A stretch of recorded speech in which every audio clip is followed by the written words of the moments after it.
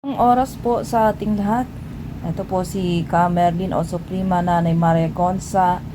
Ang Facebook ko po. 273 followers.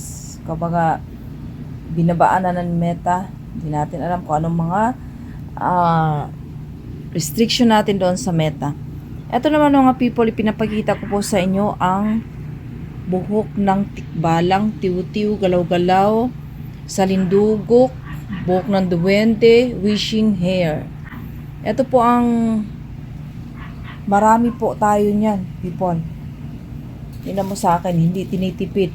Kung makabili ka nito sa Quiapo, Banahaw o kahit saan man, kapiranggot lang siguro mga 10 piraso ng butil nito ay 100-200 peso. Samantalang ito sa akin, hindi tinitipid po. Gawa ng ako po naka-encounter ng napakaraming mga tiw-tiw, galaw-galaw, buhok ng tikbalang. Ito rin po ang unang features ko sa GMA kay Susan tayo. Na-interview na rin po ako dito. I-type niyo dito sa YouTube ang buhok ng tikbalang, makikita niyo po ang pag-interview sa akin. At kung saan ito nakukuha, ito po ay natagpuan ko sa tuktok ng kabundukan. Ang mga benefits nito, marami mga nagtanong benefits tungkol dito sa buhok ng tikbalang. Ito po ay nagbibigay ng swerte, gayuma, proteksyon at pwede din ihalo sa plus. Ito, katulad nito, nilagay ko sa garapa at lalagyan ko yan ng langis. Marami rin pinapagaling dito. Dahil kadalasan ng mga manggagamot ay kadalasan ng kanilang mga garapa o langis na ginalagyan ng ganito, hinahaluan po yan ng mga sangkap nito, no? Kasi ang tiw-tiw, buhok ng tikbalang, buhok ng duwende, galaw-galaw o salindugok o wishing hair ay maraming benefits, hindi lang isa kundi marami. Pwede halo sa garapa, pwede halo sa gayuma, pwede panggamutan, pwede pangpaswerte, pwede ibaon sa lupa para mabakod o pwede ilagay sa pouch ng ganito at ilagay sa gate para walang makapasok na mga negatibong enerhiya. Nasubukan ko na rin po yan dahil dito sa 781 square meter ko na lupa ay bawat kanto niya, bawat bakod, baunan ko rin ng ganito para protektado ka sa lahat, para hindi ka pasukin na magnanakaw o kahit na anuman.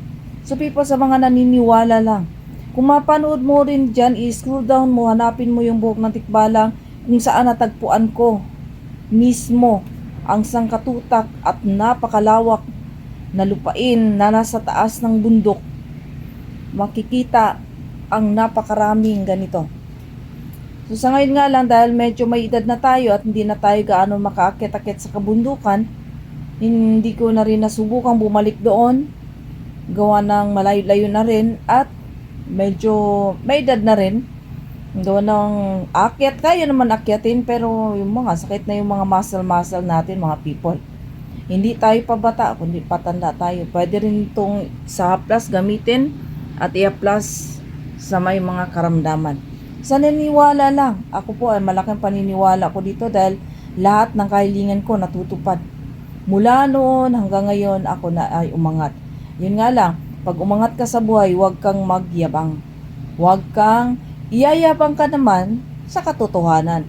Dahil makapagyabang lang naman tayo, minsan kawan din ng mga tao. Tama, di ba? So maraming salamat people. Kung gusto niyo more than na ganito sa akin, na napakarami po natin ganyan. Ito pa, naka-pouch pa po. No? I-type nyo lang po sa Facebook, Suprema Nanay Maria Gonza, 273 followers. I-check nyo maigi dahil may mga scammer na nagpanggap na mga ako. Pagka may nag-ano sa inyo, pag nakita niyo ang Suprema Nanay Maria Gonza na konti lang followers, hindi po ako yan.